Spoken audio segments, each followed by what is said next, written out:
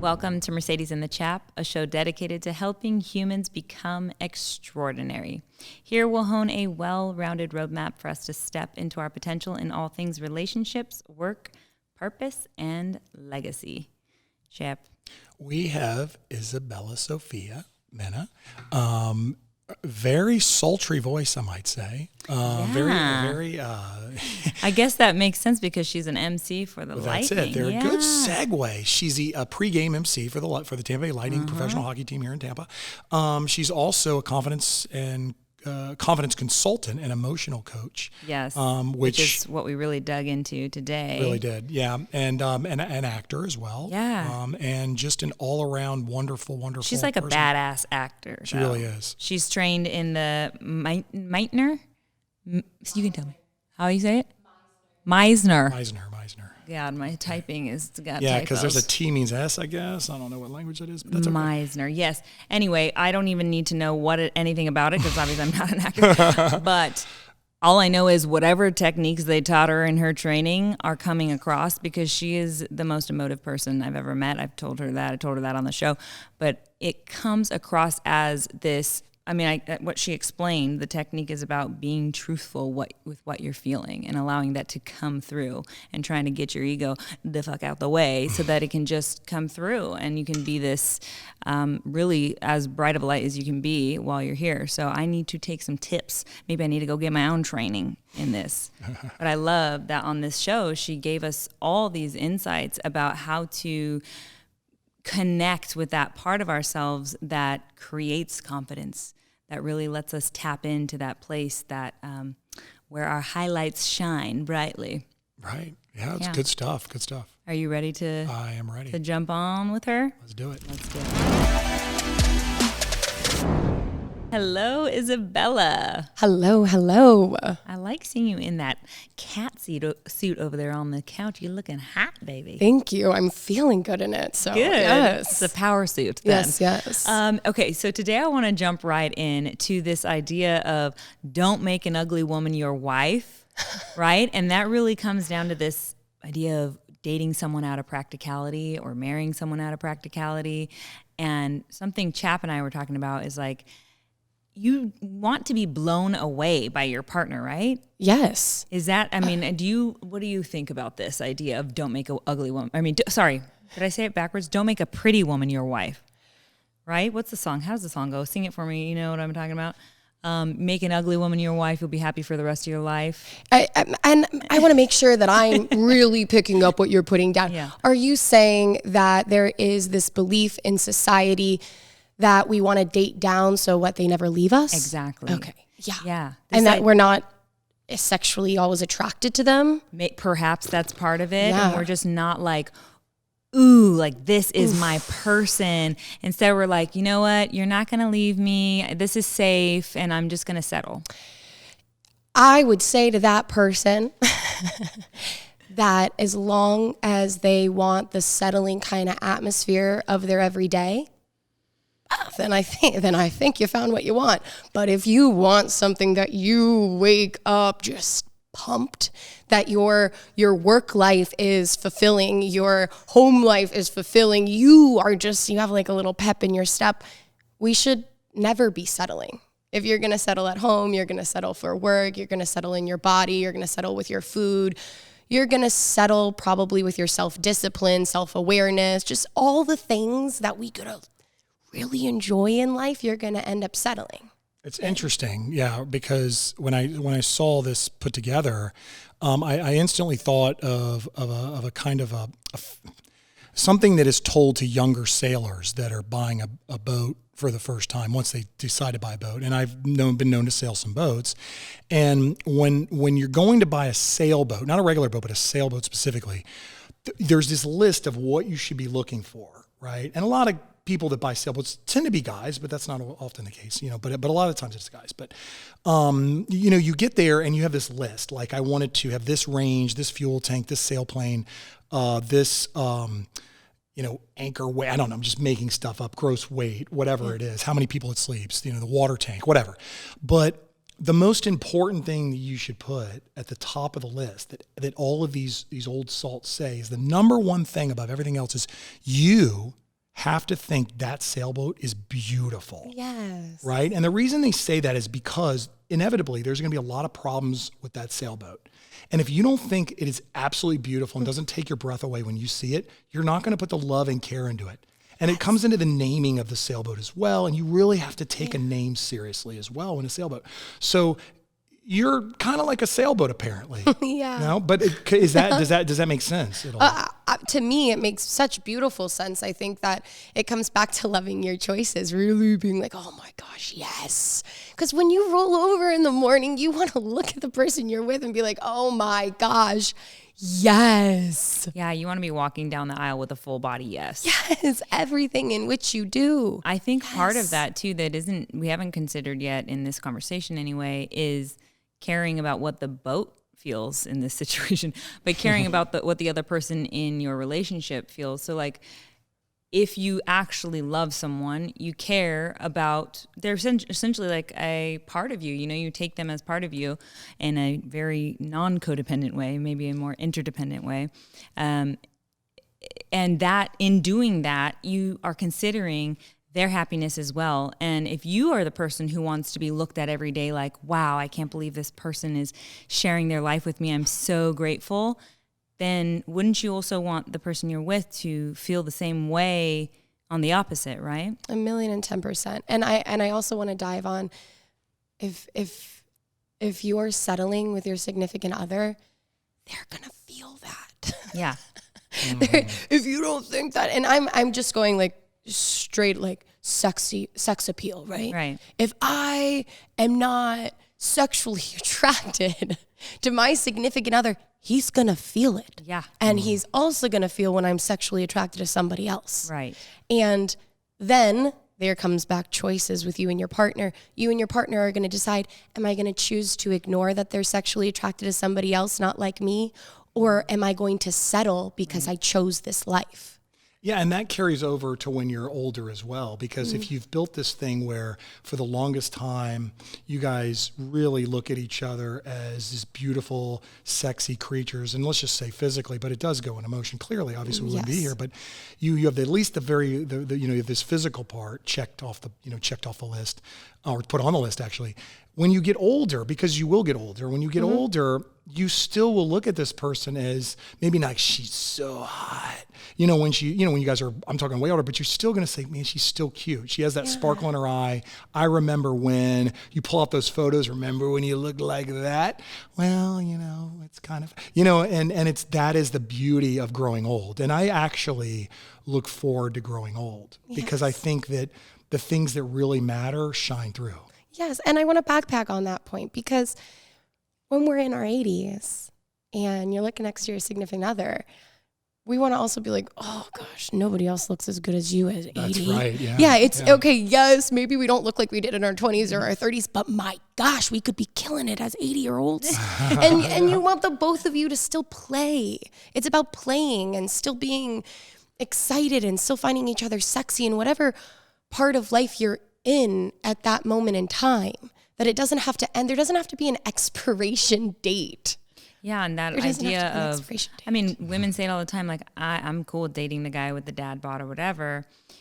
Because why? Because she's wanting to fall in love and see the beauty inside of this person. And it sounds a little cliche to be looking for the beauty inside, but that's all that's left at some point, like we are all going to age and change and evolve, and as women, we'll have children and our bodies will change a zillion times over. Our hormones all change, whatever gender you are. And so you have to consider the fact that what you're falling in love with in a person, the only thing that's sustainable is what is inside and able to continue to grow. And and how many times you two, very, very, very intelligent, very attractive females, and when you guys see an older couple, and I mean much older, right? My dad effectively was on set the other day, and when I see him with his wife of many years now, who's not my mom, but that's good, that's fine.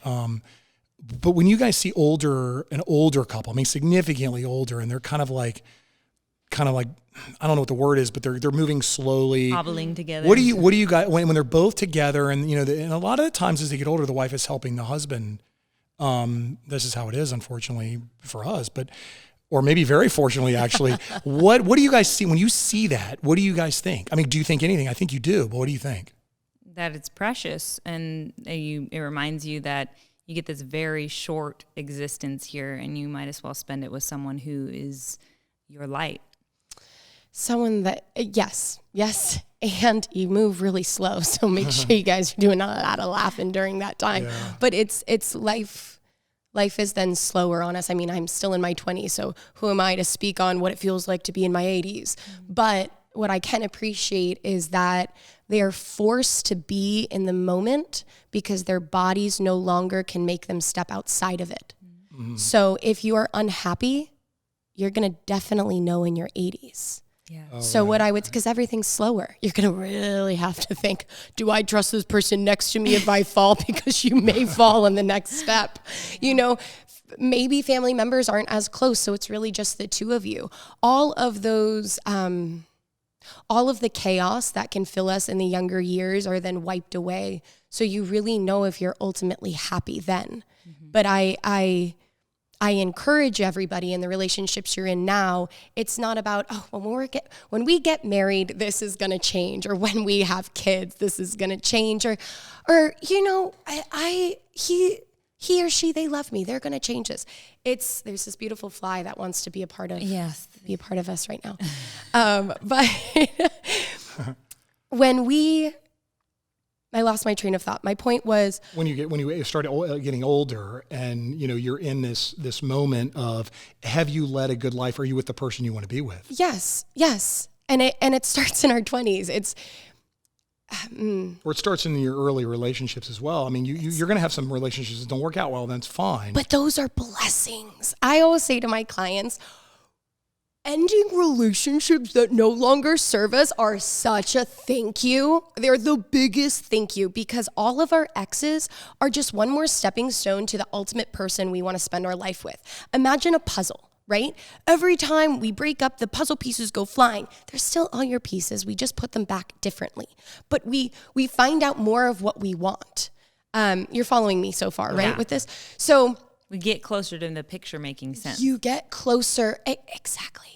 And so the fifth person we're dating, they're supposed to remind you of all the best qualities of those four people before, because then that means that you're learning. If you're like, wow, they're exactly the same to all the exes, I don't know why this isn't going right. Well, because there's a lesson that maybe we didn't sit with and we didn't learn. And we're not talking necessarily about a look. We're talking about what's within. Oh, it's the whole gestalt of it. It's the whole shebang. It's what are your pillars? What are your pillars? I know that for me, if I had to call out, I'm going to say 3 to 5 pillars. First, I'm going to go with the obvious. They're the way they physically look. Yes, I want to be sexually attracted, and I want the person I'm with to be sexually attracted to me, so much so that no matter where we are, we want to just run to each other. We're like, oh my gosh, I've missed you. That's the person that I want. That's one very important pillar. We feel physically the same about each other. Another one, I always go back to work ethic. I need to know that their work ethic's there, because that's not only in our relationship, it's in their everyday life. I then go to a family man. I'm into men, so it's a family man, and I hope that I'm looked at as a family woman. Family is really important. Family is really important because it shows the roots or the grounding or where. It shows your loyalty. But it also shows some safety as well, right? Very much so. And with that, so if we use those as like 3 generic pillars, right? Say, play with me, tell me if you lose me. But say I have a client come in and it's a woman, for instance, and she goes, I just want to feel safe. I just want a guy, or let's play with safe. I just want to feel safe. I go back, I always use food in my analogies, right? So I talk about a plate of sushi. You guys eat sushi? Mm-hmm. Mm-hmm. Sushi's so good. If you haven't, you should get some. But so say this plate of sushi, on a plate of sushi, there's usually 12 rolls. You can say 6 or 12. Let's play with 12. The plate of sushi is called safety. Those individual pieces, those are 12 ways in which your significant other can make you feel safe.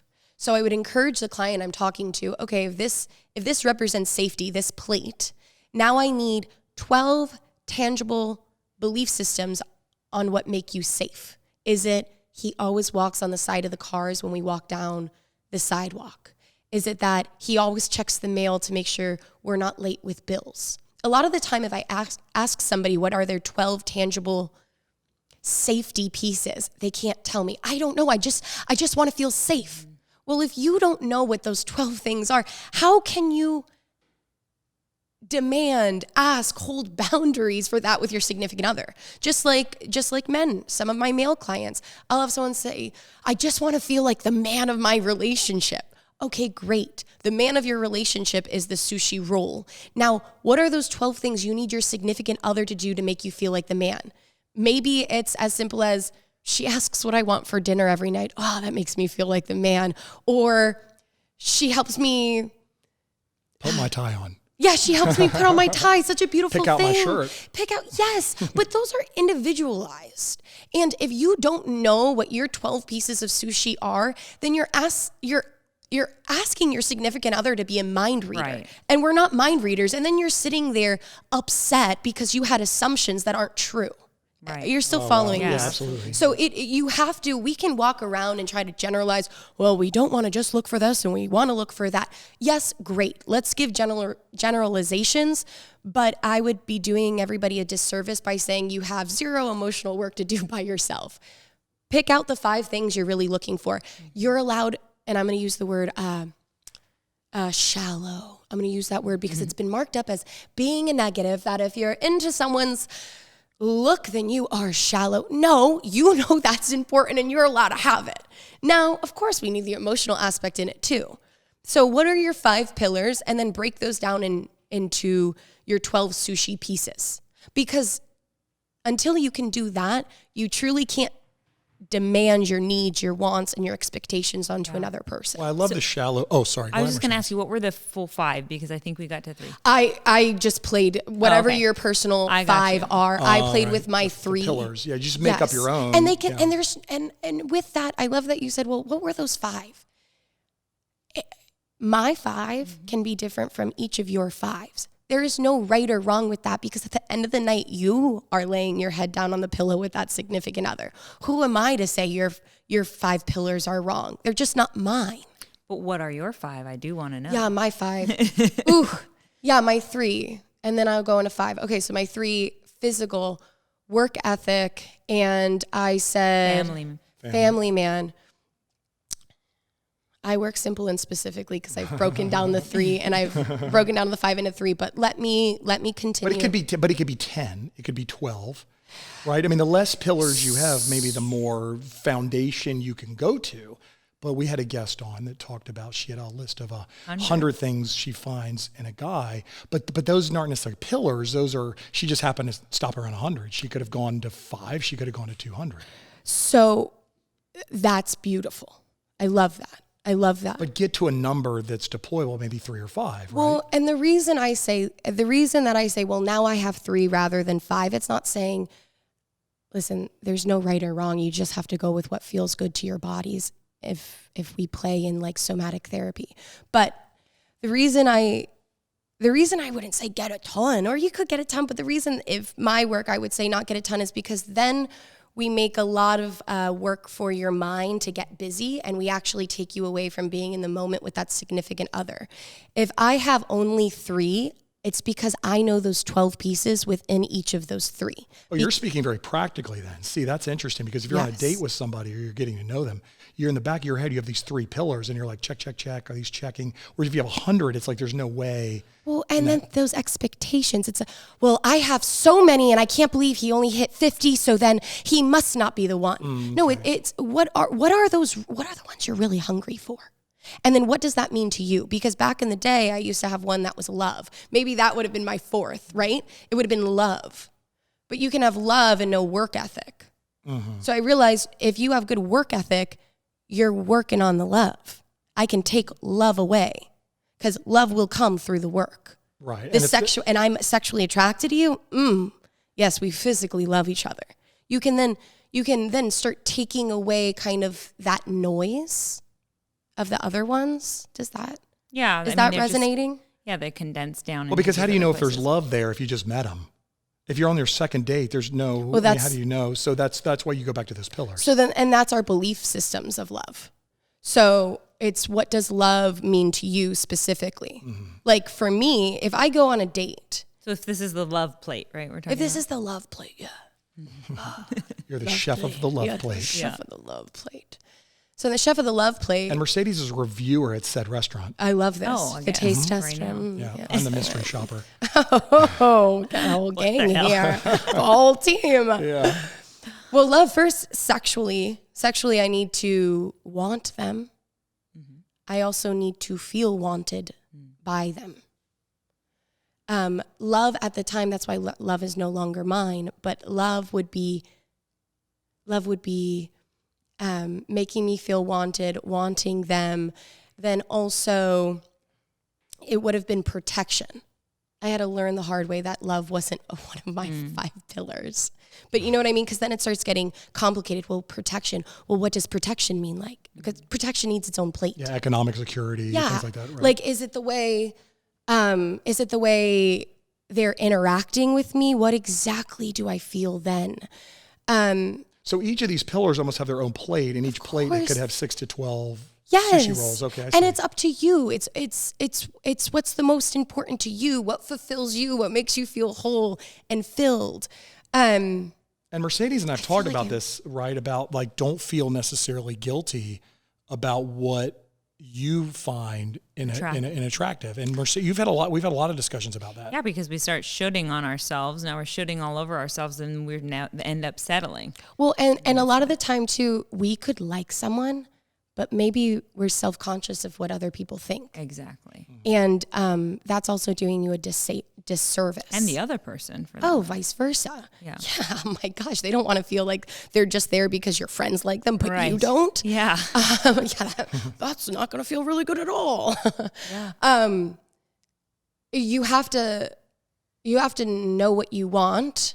Like, even if we're looking like physically, we're just looking physically. I know I personally like someone taller than me. I personally like someone, they don't have to look stronger than me, but I want them to physically be stronger than me. I can look stronger, but as long as you can lift me up. I like somebody who can build scruff on their face, who knows how to clean shave, but has some facial hair. Like, those are certain things I don't know if you know this, want. but I have some scruff. You do have some scruff. You're like, actually, I've been. I just don't like shaving. Whatever. Thank you for pointing that out to us, yeah. Thanks. It's Newsflash. very nice. Chappie very has, nice. has scruff. Scruff. But those physical, you're allowed to want certain physical traits, and it doesn't make you bad. Now, depriving yourself of those things, that's bad if that's what you want. Because if you're like, it's shallow for me to want that, so I'm not going to want it, and I'm going to date Cindy, and she has none of those qualities that I find sexually attracted, but I'm not supposed to find her. Because she's a good girl and she'd be good for me. Yes. And then you're going to see Susan, who has all those physical qualities you want, and you're going to want Susan. And you're going to be lying to yourself every time you're like, I don't want Susan, I don't want Susan, I don't want Susan. Yes, actually, you do want those physical qualities of Susan. And what hurts now is that you're hurting a good person like Cindy. And what makes you angry is that you have done a disservice to yourself and to somebody you said you take care of. Yes, and you're blocking Cindy from getting the love she deserves. Yeah, and you're blocking yourself Of course. from getting the love that you deserve. You're hurting really 2 people. This is really just a cool direction that this conversation took, but it reminds me of a time where I was researching penis size shame, and this came from my following my OnlyFans. One of the questions that comes up over and over again is like, does dick size matter? You know, and these guys on OnlyFans, they want to have their penises rated. They want to be shamed about it because they've got fetish, you know, from their own shame around that. And because our society says a certain thing, pornography says a certain thing about dick size. So for a show, I was researching how to kind of unwind for men this shame around dick size, because I know I've had conversation with so many women that isn't necessarily something that's ever on their list of like, here's what I want in a man, you know? No. But I happened to be with someone, I was working with another woman at the time, beautiful model, and I asked her about dick size. I said, you know, I was trying to make it fit for my mind. Like, are we supposed to, and again, I'm shooting on myself with using those words, right? Am I supposed to, and as women, are we supposed to just accept a man for whatever he has between his legs, and doesn't matter if we had some inclination for some reason, you know, that we thought we liked a certain size, right? And so I asked this girl, you know, I don't know. I think, you know, dick size, it shouldn't matter because of all these reasons I had. It shouldn't matter because all these other things should outweigh it about a man. And there's other things you can do besides penis and vagina sex, right? Right. And she said, I like the pain of a big dick. And I remember being like, fuck, she's allowed to. Yeah. Yeah. I'm sorry, all the guys, you know, who have asked me about this because it feels like a problem or a shame point for them. I felt sorry in that moment that there are going to be people who that does not work for them. And that's totally okay, though, because we had another guest on who's an expert in this who said almost the opposite. Yep. And so I think that, like, but what you're saying is, and everybody, you know, you're saying this as well, obviously, but it's about what do you like? What do you right? like? Exactly. Well, and it goes, I mean, if we're talking about penis size, we can talk about breasts. Absolutely. I have very small cups, but that does not make me less than. Right. And I have great glutes. And that feels really great to have great glutes, but it does not make me better than. Yeah, and I love that you're bringing that up. Or less of a woman. Yeah. You are the confidence consultant. So is highlighting your strengths maybe the best way to go about making sure you're not undervalued because you're focusing on the detraction, you know? I love that you said highlighting. I always say highlighting our strengths, highlighting you, your greatness. So much of the time we're looking outside of ourselves, kind of like if someone wants their penis larger or wants their breasts bigger or so on, we kind of look for those answers outside of ourselves. Now, if once you look in and you're like, my gosh, I really want implants. It actually feels really exciting. I really want them. They're important to me because X, Y, and Z. My gosh, go get them. Go get them. No one's stopping you. Make sure you love them. Yeah. But if you feel that it makes you less than, well, we have to sit in that. Because why? And what else is going on, maybe? Exactly. Well, what's going on? And then why do you feel like you're less than? Because we could look at very simple things. Having a smaller cup size means that you really got to show off your abs more. You have a long torso. You have a different look to you. If you have a larger bust, then maybe that's more of where your focus is. It's instead of wearing big earrings some days, you can just focus on your beautiful bust and put on some powder or so on. But what are you highlighting? Yeah. And then loving what you're highlighting and then using that in conversation. Because there's also going into, I know we use the word shallow and so on, but also going into bragging or tooting our own horn.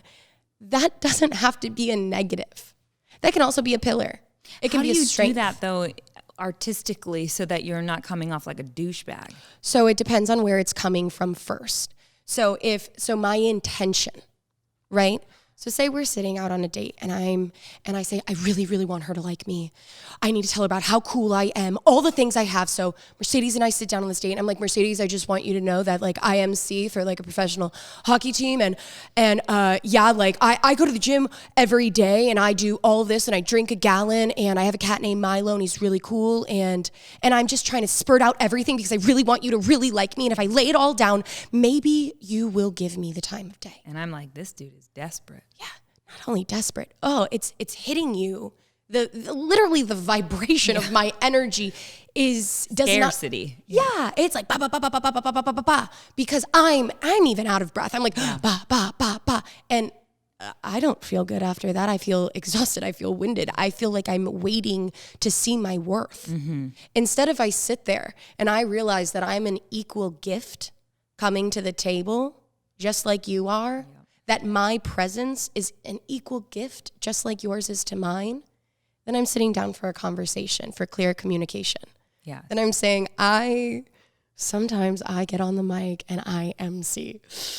I love it. It's super exciting. My gosh, I get a little nervous, but it's invigorating. I think that's the piece of it there. Like, my gosh, I get a little nervous. Like, anywhere where you can be vulnerable in your truth is where it becomes not douchey.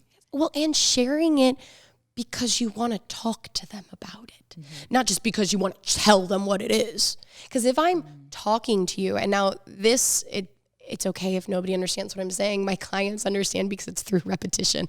But talking about if my energy's coming up at you, if I'm sitting in you and I'm talking from underneath here and I'm open to conversing with you, my tone is more welcoming. My contact, I'm not breaking contact because I'm breathing.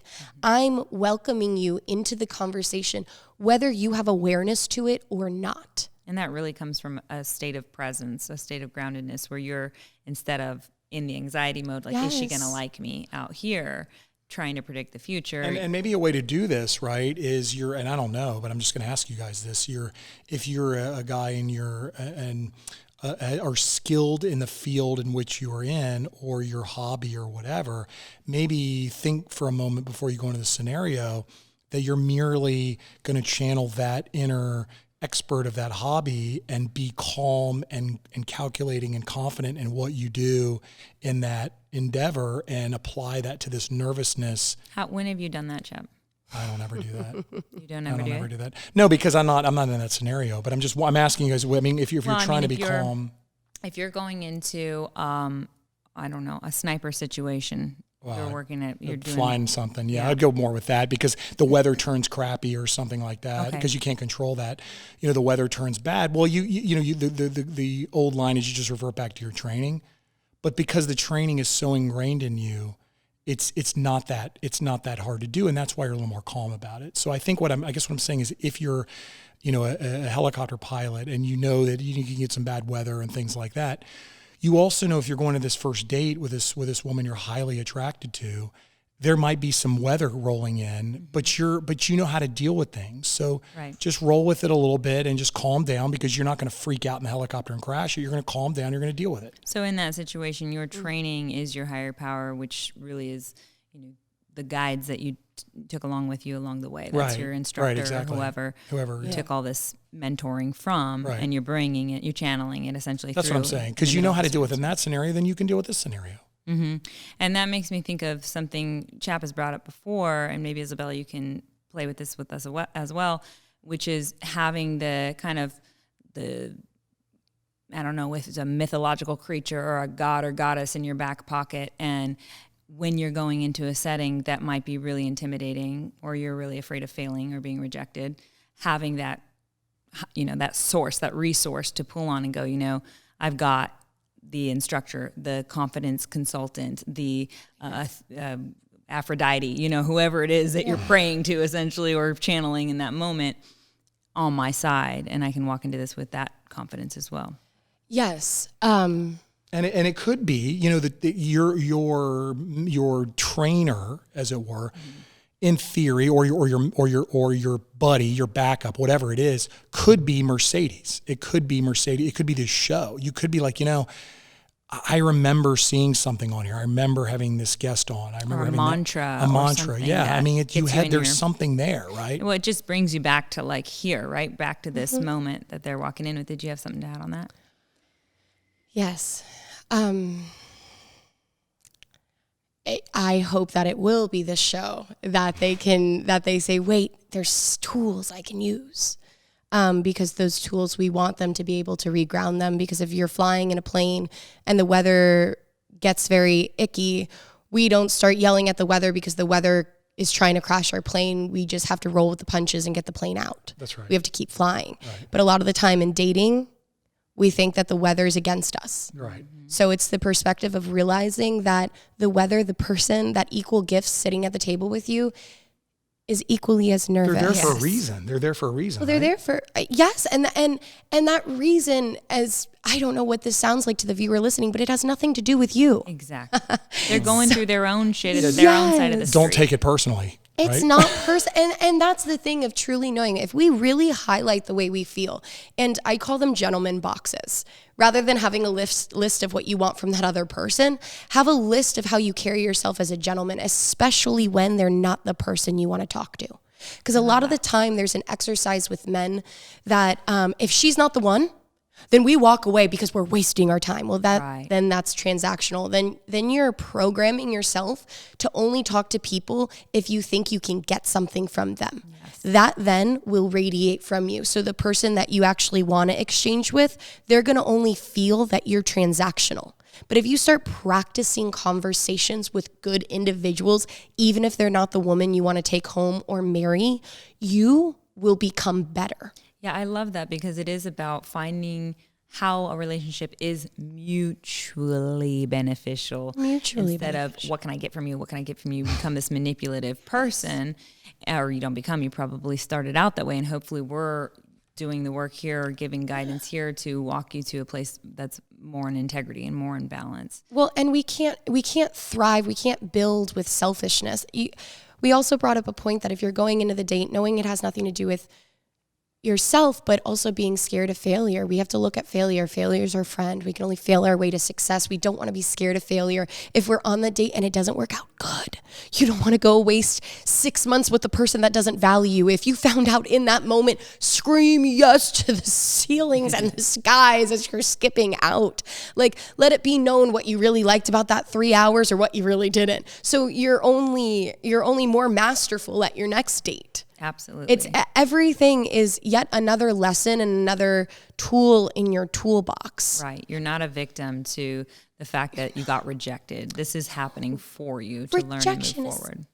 And rejection doesn't have to be bad. Yeah, it's a gift. It's like, oh my gosh, good. You can't appreciate me? Let's say goodbye right now because I'm going to start getting hurt after a year if you're not appreciating me. Yeah. You really know by my mom, I always thought she was joking, but it truly is the truth. You'll know by the first 3 months. Truly, you're going to know. And that place where we turn on that bullshit story in the back of our mind that says, I got to prove why I am worthy of this person wanting me and not rejecting me. I need to, and it's just now you're just trying to get some sort of external validation for your worth, like you're talking about as well. And if you're dating them for a while, if anybody who's listening to this has that moment of what Mercedes just said, I need to prove why I'm worth it. My first question to you is, has your significant other asked you to prove why you're worth it? Because if they have, I'm so sorry they can't see your greatness, and I really hope you have enough strength to leave. Yeah. B, if you're just feeling that, it doesn't mean your significant other is. And through that lack of communication is how you can rip up the greatness that you could be sitting in. So what I encourage you to do is first ask yourself, why do I feel like I have to prove myself? Why do I already not feel worthy? Then you have to look at your significant other and you have to say, baby, do you feel like I have to prove why I'm worth it to you? And if that person says, no, why would you think that? Then that's a really good place to realize that you might be assuming a lot of thoughts from those around you, and you might be putting yourself down a lot. And that chaos, that fear, that false evidence appearing real isn't real. So, and that's your own work. That's your own work. But you can only find where you need to work when you find your starting point. I was going to say that's a very tricky spot that I think a lot of people get stuck because we don't want to work. We don't want to take responsibility. We want to blame you're actually the problem and project all the shit that we need to look at in ourselves over there because I don't want to be responsible for this. That would mean I'd have to do really hard shadow digging up work, you know? I know. And what I say to those people, I'm like, I know. It is. But the thing is either you're going to do it now when you're young and you feel youthful, or guess what? The problems are never going to go away because they're in you. So then when you're older, you're still going to be in the same spot, but unfortunately you might be more angry because you have been doing a disservice to yourself the entire time.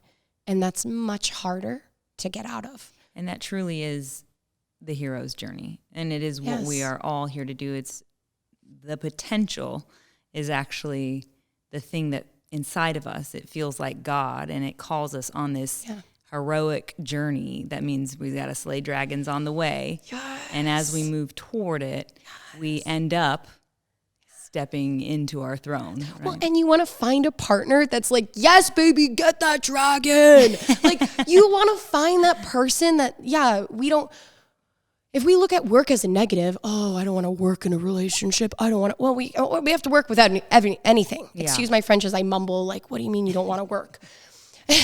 You have to work. It's work getting out of bed to go brush your teeth. Like, the work doesn't have to be building a hotel building. Right. It could be as simple as making sure you get up and you brush your teeth because that's good hygiene. But that type of work, you want a partner that's cheering you on.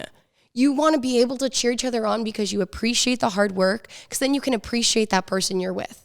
Then you can appreciate the good days and you can appreciate the bad. But if you have each other constantly working as a strong team, bettering yourself, cheering each other on, then you're always going to be successful. But in order for you to cheer on someone else, you have to find your highlighted moments and you have to cheer on yourself. So then you can ultimately give to another person's toolbox and to another human. Yeah. And that is, it is a conversation around self-love. And it's this conversation, to bring it full circle, that we kick this off with, about choice. And the choice in all relationships and in everyone's life, I think, is to choose between long-term suffering, where we just keep pushing off the work that we really need to do, and then end up working to try to stuff down and maintain the suffering.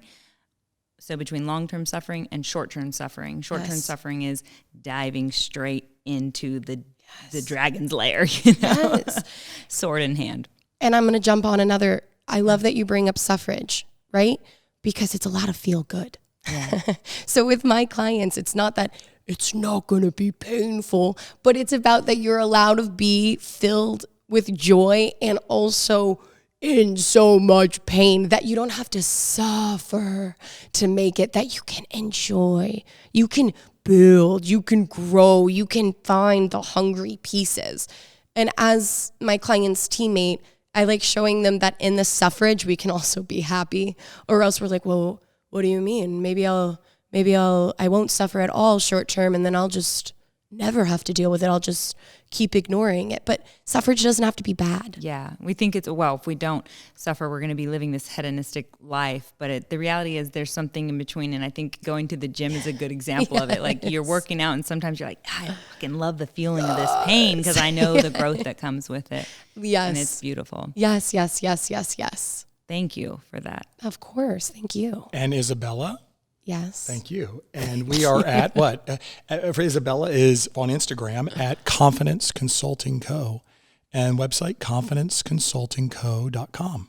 You're doing just such beautiful work, and I'm so glad you're here sharing it with us. I appreciate the light you're being in the world, and thank you for coming on the show and letting our audience bask in your glow a little bit. Yes. Well, thank you for having me and having such a wonderful show. And thank you guys for tuning in today.